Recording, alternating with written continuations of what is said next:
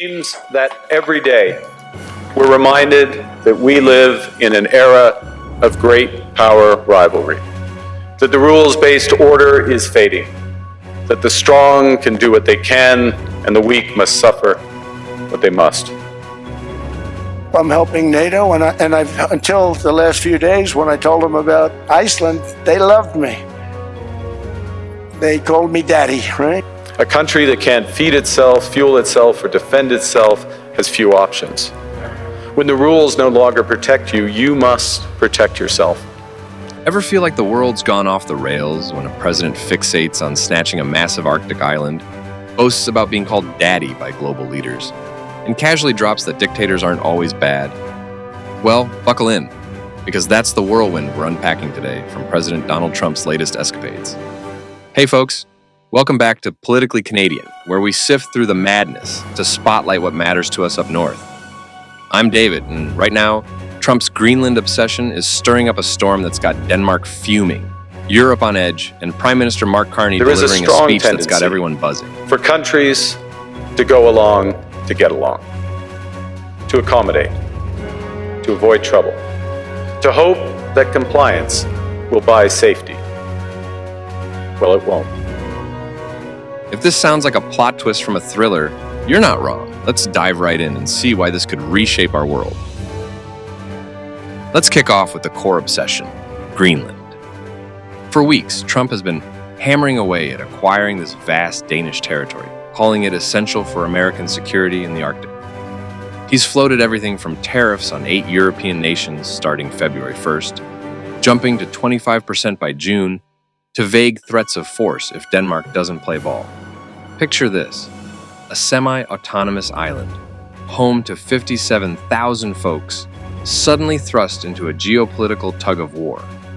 Trump argues it's undefended against Russia and China, and he needs right, title, and ownership to build his Golden Dome missile shield.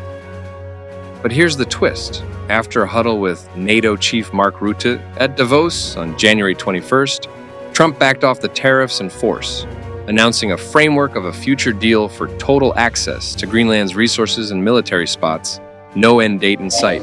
It's a deal that people jumped at. Really fantastic for the USA. Gets everything we wanted, including especially real national security and international security. How so? Can you give us some details, please? Well, the deal is going to be put out pretty soon, and we'll see. It's right now a little bit in progress, but pretty far along. It gets us everything we needed to get. It's a deal that everybody's very happy with. Denmark's prime minister fired back that sovereignty's off the table, period. And get this, Trump kept mixing up Greenland with Iceland in his rants, like calling it a big, beautiful piece of ice while insisting no other nation can protect it. It's got folks scratching their heads. Is this strategy or just stream of consciousness? Now, let's talk about the eyebrow raisers from Trump's Davos address on January 21st. He took a swing at NATO allies, calling them unreliable and ungrateful for decades of U.S. protection. But every NATO ally has an obligation to be able to defend their own territory.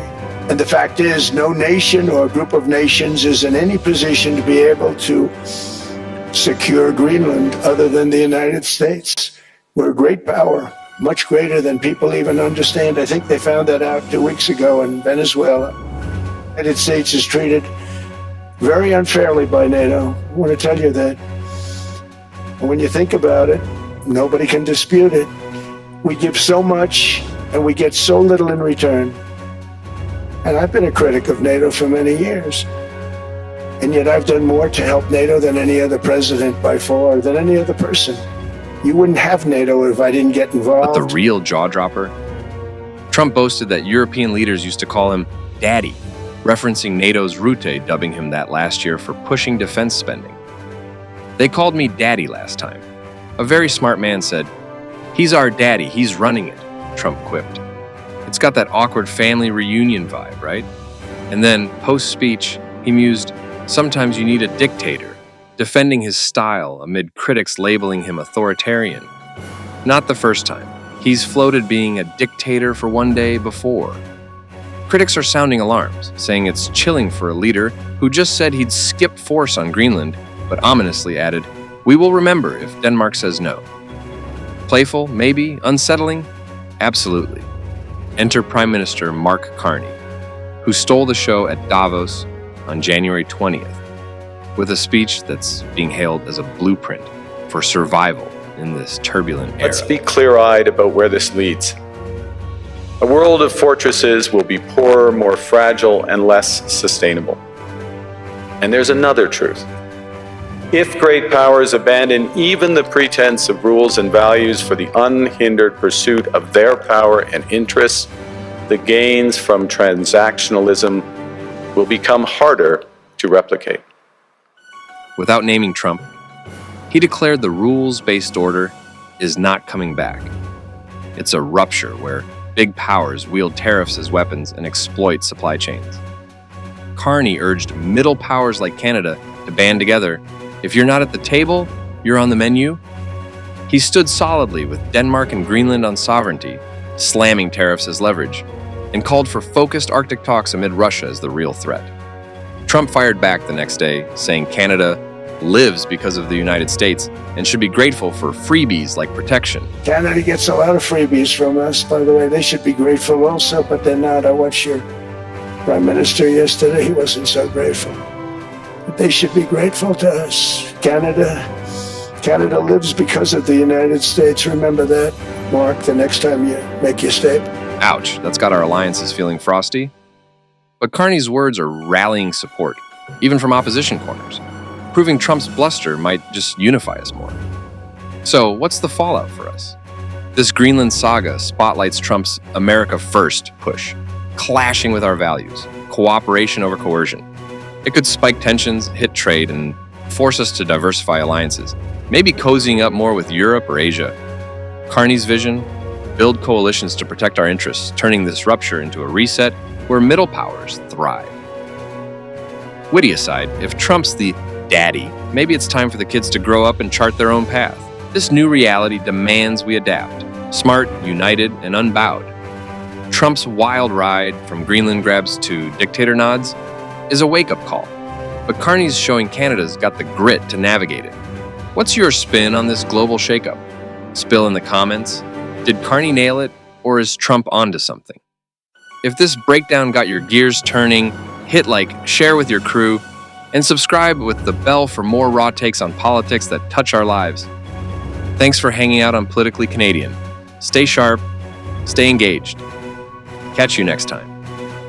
In 1978, the Czech dissident Václav Havel, later president, wrote an essay called The Power of the Powerless. And in it, he asked a simple question: how did the communist system sustain itself? And his answer began with a greengrocer. Every morning, this shopkeeper places a sign in his window: "Workers of the world unite." He doesn't believe it. No one does. But he places the sign anyway to avoid trouble, to signal compliance, to get along. And because every shopkeeper on every street does the same, the system persists. Not through violence alone, but through the participation of ordinary people in rituals they privately know to be false. Havel called this living within a lie. The system's power comes not from its truth, but from everyone's willingness to perform as if it were true. And its fragility comes from the same source. When even one person stops performing, when the greengrocer removes his sign, the illusion begins to crack. Friends, it is time for companies and countries to take their signs down.